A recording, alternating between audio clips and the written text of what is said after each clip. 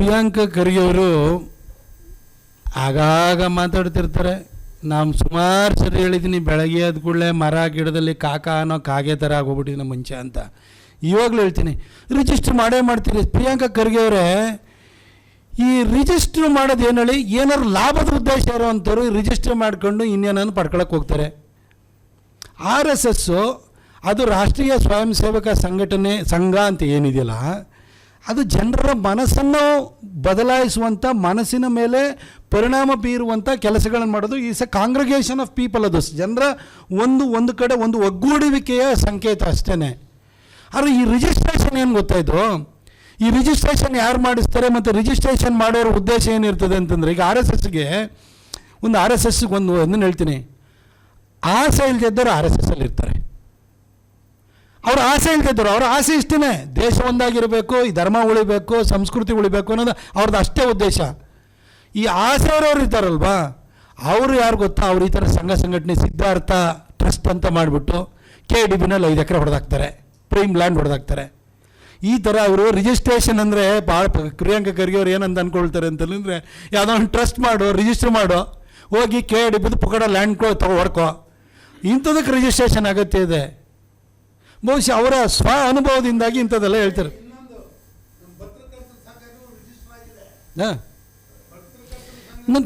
ಪತ್ರಕರ್ತರ ಸಂಘದ ಉದ್ದೇಶ ಏನಿದೆ ಅಲ್ಲಲ್ಲ ನಾ ಕೇಳ್ತಾ ಇರೋದು. ಅವರು ಲಾಭದ ಉದ್ದೇಶ ಇಟ್ಕೊಂಡು ಟ್ರಸ್ಟ್ ಮಾಡ್ಕೊಂಡು ಹೊಡೆದ್ರ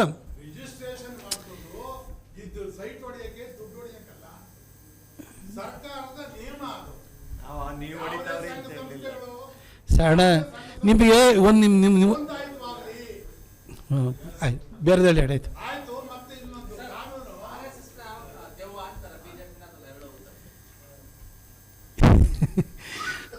RSS ದೆವ್ವ ಅಂತೆ, BJP ನೆರಳಂತೆ. ನಾವು ದೊಡ್ಡ ಖರ್ಗೆ ಸಾಹೇಬ್ರ ಬಗ್ಗೆನೂ ಹಂಗೆ ಹೇಳ್ಬಿಟ್ರೆ ಏನಾಗುತ್ತೆ ಹೇಳಿ, ಅವ್ರು ನೆರಳು ಊರನ್ನ ಅಂತ ಅಂದ್ಕೊಂಡ್ರೆ ಏನಂತ ಹೇಳಿ. ಇವು ಏನು ಗೊತ್ತಾ, ತುಂಬ ವೈಯಕ್ತಿಕವಾಗಿ ಈ ಥರದ ಹೇಳಿಕೆಗಳನ್ನ ಕೊಡುವಂಥದ್ದು ಚೆನ್ನಾಗಿರಲ್ಲ. ಅವರು ನಾನು ಹೇಳಿದೆ ಹಿಂದೆ IT-BT ಖಾತೆ ಸಚಿವರಾಗಿದ್ದಾರೆ, rural development and Panchayat Raj ಆಗಿದೆ. ಒಂದು ದಿನನಾದ್ರೂ ಅವರು ಇಲಾಖೆ ಬಗ್ಗೆ ಮಾತಾಡಿದಾರೇನ್ರಿ? ಬ್ಲಾಕ್ ಕಬ್ ಕಂಪನಿ ಅಷ್ಟೆಲ್ಲ ರೋಡ್ ಸರಿ ಇಲ್ಲ, ನಾವು ಬೇರೆ ಕಡೆ ಹೋಗ್ತಾ ಇದ್ದೀವಿ ಅಂತೆಲ್ಲ ಹೇಳಿದರು. ಒಂದಿನಾದ್ರೂ ಈ ವಯ್ಯ ಮಾತಾಡಿದಾರ ಹೇಳಿ? ಇವ್ರ ಇಲಾಖೆ ಬಗ್ಗೆ ಇಷ್ಟವರೆಗೂ IT-BT ಬಗ್ಗೆ ಮಾತಾಡಿದಾರ? ಇವತ್ತವರೆಗೂ ಕೂಡ ಅವರಿಗೆ ಆರ್ಟಿಫಿಷಿಯಲ್ ಇಂಟೆಲಿಜೆನ್ಸ್ ಇರ್ಬೋದು, ಮಷಿನ್ ಲರ್ನಿಂಗ್ ಇರ್ಬೋದು, ಇದರೊಳಗಡೆ ಇವತ್ತು ಇಷ್ಟು ದೊಡ್ಡ ಪ್ರಮಾಣದಲ್ಲಿ ಬೆಳವಣಿಗೆ ಆಗ್ತಾಯಿದೆ. ಸೆಮಿಕಂಡಕ್ಟರ್ ಯೂನಿಟ್ಗಳಿರ್ಬೋದು, ಒಂದು ದಿನನಾದ್ರೂ ವಯ್ಯ ಮಾತಾಡಿದಾರೇನ್ರಿ? ಪ್ರತಿನಿತ್ಯನೂ ಅಲ್ಲಿ ಹೋಗಿ ತೆಲಂಗಾಣಕ್ಕೆ ಎಲ್ಲರೂ ಹೋಗ್ಬಿಟ್ಟು ₹1 ಲ್ಯಾಂಡ್ ಕೊಡ್ತಾ ಇದ್ದಾರೆ, ಅದಕ್ಕೋಸ್ಕರ ಆ ಕಡೆಗೆ ಹೋಗ್ತಾ ಇದ್ದಾರೆ. ಈ ವಯ ಯಾವತ್ತೂ ಅದ್ರ ಬಗ್ಗೆ ಮಾತಾಡಲಿಲ್ಲ. ಆಮೇಲೆ ಒಂದು ತಿಳ್ಕೊಳ್ರಿ, ಕಳೆದ ಹೆಚ್ಚು ಕಡಿಮೆ 5 ದಶಕಗಳಿಂದ ಅವ್ರ ತಂದೆ ಎಷ್ಟು 9 ಸಾರಿ MLA, 2 ಸಾರಿ MP, 2009 ಮತ್ತು 2014 MP, 9 ಸಾರಿ MLA, 2 ಸಾರಿ MP, 1 ಸಾರಿ ರಾಜ್ಯಸಭಾ ಸದಸ್ಯರು. ಕಲಬುರಗಿ ಇವತ್ತು ಹೆಂಗಾಗಿದೆ ರೀ? ಕಲಬುರಗಿ ಉದ್ಧಾರ ಮಾಡಲಿಕ್ಕಾಗಲಿಲ್ಲ, ಒಂದು ಜಿಲ್ಲೆನ ಉದ್ಧಾರ ಮಾಡೋಕ್ಕಾಗಿಲ್ಲ. ಈ ವಯ್ಯ ಇಡೀ ದೇಶದ ಬಗ್ಗೆ, ಪ್ರಪಂಚದ ಬಗ್ಗೆ ನರೇಂದ್ರ ಮೋದಿಯವ್ರಿಗೆ ಬುದ್ಧಿ ಹೇಳೋ ಕೆಲಸನ ಈತ ಮಾಡ್ತಾ ಇರ್ತಾರೆ. ನನಗೆ ಏನಾಗಿದೆ ಅಂದರೆ, ಕಾಂಗ್ರೆಸ್ನಲ್ಲಿ ಇವತ್ತು ಹೆಂಗಾಗಿದೆ ಅಂದರೆ, ಕೂಗುಮಾರಿಗಳ ಸಂಖ್ಯೆ ಜಾಸ್ತಿ ಆಗ್ಬಿಟ್ಟಿದೆ. ಅಲ್ಲಿ ಕಲಬುರಗಿಗೆ ಹೋದರೆ ಖರ್ಗೆ, ಚಿಕ್ಕಬಳ್ಳಾಪುರಕ್ಕೆ ಹೋದರೆ ಇನ್ನೊಬ್ಬ, ಈ ಕಡೆ ಕಲ್ಗಟ್ಟಿಗೆ ಹೋದರೆ ಇನ್ನೊಬ್ಬ ಲಾಡು, ಈ ಮೈಸೂರಿಗೆ ಒಬ್ಬ ಕೆಲಸಕ್ಕೆ ಬರೆದು ಹೋಗ್ತಾರ. ಹೀಗೆ ಬರೀ ಕೂಗುಮಾರಿಗಳ ಸಂಖ್ಯೆ ಆಗಿದೆ. ಆ ಲಿಸ್ಟಿಗೆ ಇವಾಗ ಹೋಗಿ ಹರಿಪ್ರಸಾದ್ ಸೇರ್ಕೊಂಡ್ಬಿಟ್ಟಿದ್ದಾರೆ.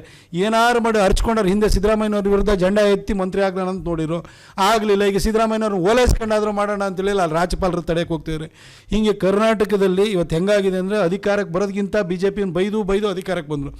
ಅಧಿಕಾರಕ್ಕೆ ಬಂದಾದಮೇಲೆ ಆಡಳಿತ ಮಾಡೋದು ಬಿಟ್ಟು ಮತ್ತು BJPನ ಬೈಕೊಂಡಿದ್ದಾರೆ. ಈ ಖರ್ಗೆನೂ ಕೂಡ ಅದೇ ಒಂದು ಕ್ಯಾಟಗರಿ ಸೇರಿದಂಥ ಮನುಷ್ಯ.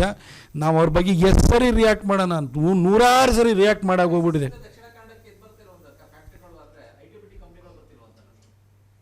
ಹಾಗಾದ್ರೆ ಕಲಬುರಗಿಗೆ ಯಾಕೆ ಬರ್ತಾಯಿಲ್ಲ ಅಂತ ಹೇಳಿ? ಕಲಬುರಗಿಲಿ ಯಾವ ಕಂಪ್ನಿ ಇದೆಯಂತೆ? 40-50 ವರ್ಷಗಳಿಂದ ನಿಮ್ಮ ಅಪ್ಪನ 9 ಸಾರಿ ಗೆಲ್ಸಿದ್ದಾರೆ, ನಿಮ್ಮನ್ನ 3 ಸಾರಿ ಗೆಲ್ಸಿದ್ದಾರೆ, ನಿಮ್ಮ ಅಪ್ಪನ 2 ಸಾರಿ ರಾಜ್ಯಸಭಾ ಮೆಂಬರ್ ಮಾಡಿದ್ದಾರೆ, ಅಲ್ಲ ಇದು ಲೋಕಸಭೆ ಕಳಿಸಿದ್ದಾರೆ. ಕಲಬುರಗಿಗೆ ಯಾಕೆ ಬರ್ತಾ ಇಲ್ಲ? ಬರೀ ಕಲಬುರಗಿ ಊರು ತುಂಬ ಹೊಂದಿಗಳ ಕಾಣಿಸ್ತವಲ್ರಿ,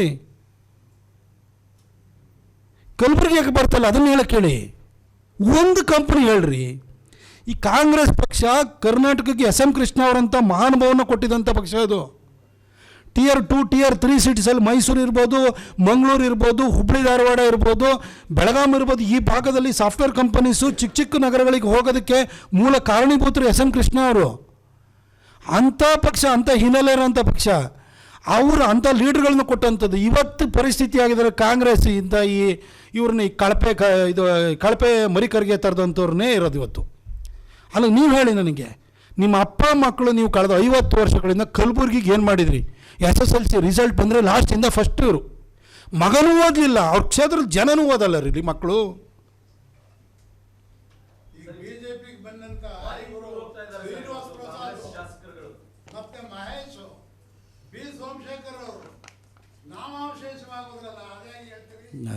ಅಲ್ಲ ಅಣ್ಣ ನಿಮ್ಗೆ ಒಂದೇ ಅಣ್ಣ ಒಂದು ನಿಮಿಷ ಹೇಳಿಣ್ಣ, ನೀವು ಭಯಂಕರ ಒಂಥರ ಚೆನ್ನಾಗಿ ಮಾತಾಡ್ತಿದ್ದೀರಿ, ಖುಷಿ ಆಗ್ತಿದೆ. ಶ್ರೀನಿವಾಸ್ ಪ್ರಸಾದ್ ಅವರು ಕಾಂಗ್ರೆಸ್ನಲ್ಲಿ ಇದ್ರಲ್ಲ, ಅವರನ್ನು ಕಂದಾಯ ಖಾತೆ ಸಚಿವರಾಗಿದ್ದರು.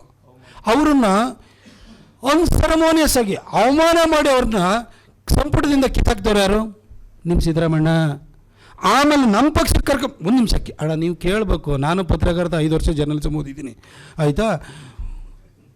ನಮ್ಮ ಪಕ್ಷಕ್ಕೆ ಕರ್ಕೊಂಬಂದು 2017 ಇರಬೇಕು ಬಹುಶಃ, 17 ಆ ಟೈಮ್ ಒಳಗಡೆ ನಾನು ನಮ್ಮ ಕೇಂದ್ರ ಸಚಿವರಾಗಿದ್ದಂಥ ಸಿದ್ದೇಶ್ವರವರು ಅವ್ರ ಮನೆಗೆ ಹೋಗಿ ಕೂತ್ಕೊಂಡು ಮಾತಾಡಿ ಕರ್ಕೊಂಬಂದು ಬೈ ಎಲೆಕ್ಷನಲ್ಲಿ ಗೆಲ್ಲಕ್ಕಾಗಲಿಲ್ಲ.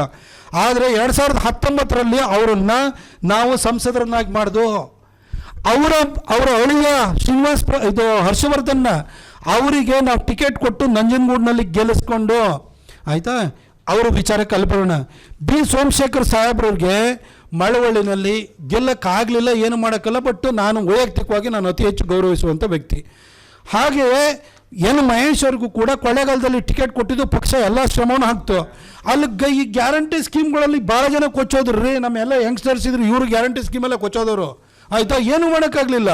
ಈಗ ನೆಕ್ಸ್ಟು ಮತ್ತೆ ಕೊಳ್ಳೇಗಾಲದಲ್ಲಿ ಎಲೆಕ್ಷನ್ ಆದಾಗ ನೀವು ಕೈ ಹಿಡೀರಿ, ಬಂದ್ಬಿಟ್ಟು ನೀವು ಅಲ್ಲಿ ಹೋಗ್ಬಿಟ್ಟು ಕಾಂಗ್ರೆಸ್ಸಿಗೆ ಓಟ್ ಹಾಕ್ಬಿಟ್ಟು ಇಲ್ಲಿ BJP ಅಧಿಕಾರ ಕೊಡಲಿ ಅಂತ ಹೇಳಿದ್ರೆ ಹೆಂಗಾಗುತ್ತೆ?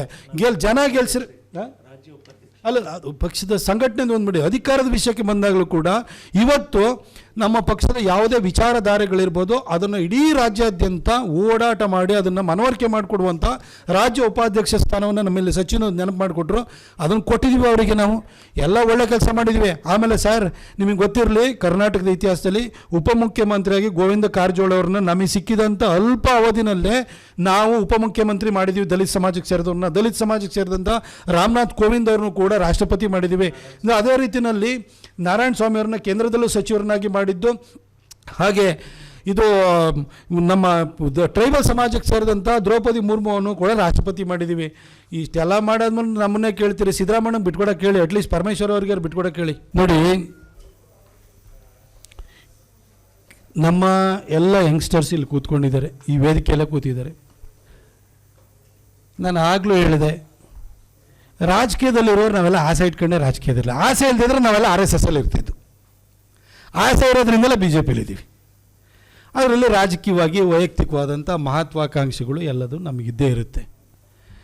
ನಾವೊಂದು ಮಿತ್ರ ಪಕ್ಷ ಇವತ್ತು JDS ಇದೆ ನಮಗೆ. ಕೇಂದ್ರದವರು ಲೋಕಸಭಾ ಚುನಾವಣೆಗಿಂತ ಮೊದಲು JDS ಜೊತೆಗೆ ಅಲಯನ್ಸ್ ಮಾಡ್ಕೊಂಡಿದ್ದಾರೆ. ಅವರು ಕೂಡ ಇನ್ನು 2028ಕ್ಕೆ ಅಸೆಂಬ್ಲಿ ಚುನಾವಣೆ ಬರುವಂಥದ್ದು. ಮಂಡ್ಯದಲ್ಲೂ ಕೂಡ BJP ಬಾವುಟ ಹಾರಿಸಿದವರೆಲ್ಲ ಇಲ್ಲಿದ್ದಾರೆ ಯಂಗ್ಸ್ಟರ್ಸು. ಇವರು ಕೂಡ 30,000, 35,000, 42,000 ಈ ಥರ ಎಲ್ಲ ಓಟ್ ತಗೊಂಡಿರೋರು ಇದ್ದಾರೆ.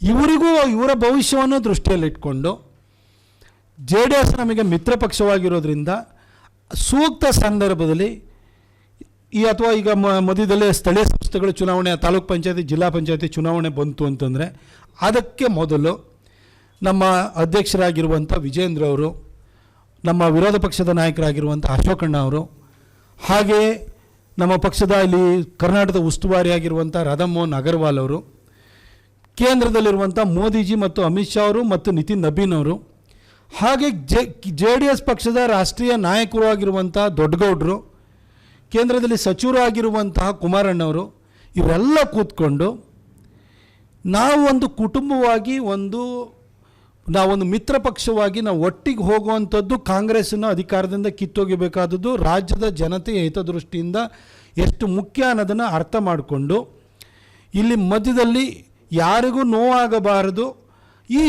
ಇದನ್ನು ಮನಸ್ಸಿನಲ್ಲಿ ಇಟ್ಕೊಂಡು ನಮ್ಮ ಪಕ್ಷದಲ್ಲಿರುವಂತಹ ಯುವ ನಾಯಕರುಗಳಿಗೂ ಕೂಡ ನ್ಯಾಯ ಸಿಗುವ ರೀತಿಯಲ್ಲಿ ಅವರು ಚರ್ಚೆನ ಮಾಡಿ ತೀರ್ಮಾನ ಕೈಗೊಳ್ತಾರೆ ಅಂತ ವಿಶ್ವಾಸ ನನಗಿದೆ. ಅದು ಕೇಂದ್ರದ ನಾಯಕತ್ವ ಮಾಡುವಂತಹ, ರಾಜ್ಯದ ನಾಯಕತ್ವ ಕೂತ್ಕೊಂಡು ತೀರ್ಮಾನ ಮಾಡುವಂಥ ವಿಚಾರ. ನಾನು ಈ ಪ್ರೆಸ್ ಕ್ಲಬ್ಬಲ್ಲಿ ಕೂತ್ಕೊಂಡ್ಬಿಟ್ಟು ನಾನು ತೀರ್ಮಾನ ಮಾಡುವಂಥದ್ದಲ್ಲ. ಪಕ್ಷ ಏನು ತೀರ್ಮಾನ ಮಾಡೋದಕ್ಕೆ ಅದಕ್ಕೆ ನಾನು ತಲೆಬಾಗಬೇಕು. 2024ರಲ್ಲಿ ಕೇಂದ್ರದಲ್ಲಿ 132 ಜನ MP ಗಳಿಗೆ ನಿಮಗೆ ಟಿಕೆಟೇ ಇಲ್ಲ ಅಂದರು, ತಲೆಬಾಗಿದ್ದೆ. ಹಾಗೆ JDS ಜೊತೆಗೆ ಅಲಯನ್ಸ್ಗೆ ಹೋಗಬೇಕು ಅಂತೇಳಿ ಹೇಳಿದರು, ತಲೆಬಾಗಿದ್ದಾಯಿತು. ಇದನ್ನೆಲ್ಲ ಕೇಂದ್ರದ ನಾಯಕತ್ವ ಮತ್ತು ರಾಜ್ಯದ ನಾಯಕತ್ವ ಅವರು ಪಕ್ಷದ ಹಿತದೃಷ್ಟಿಯಿಂದ, ಸಮಾಜದ ಹಿತದೃಷ್ಟಿಯಿಂದ ಏನು ತೀರ್ಮಾನ ಕೈಗೊಳ್ತಾರೆ, ಆ ತೀರ್ಮಾನ ಕೈಗೊಳ್ಳುವಂಥ ಸಂದರ್ಭದಲ್ಲಿ ನಮ್ಮೆಲ್ಲ ಯಂಗ್ಸ್ಟರ್ಸ್ ಯಾರಿದ್ದಾರೆ, ನಮ್ಮ ಪಕ್ಷದ ಕಾರ್ಯಕರ್ತರು ಯಾರಿದ್ದಾರೆ, ಅವರ ಭಾವನೆಗಳನ್ನು ಕೂಡ ಗಣನೆಗೆ ತೆಗೆದುಕೊಂಡು ನಿರ್ಧಾರ ತೆಗೆದುಕೊಳ್ತಾರೆ ಅನ್ನೋ ಖಚಿತ ವಿಶ್ವಾಸ ನನಗಿದೆ.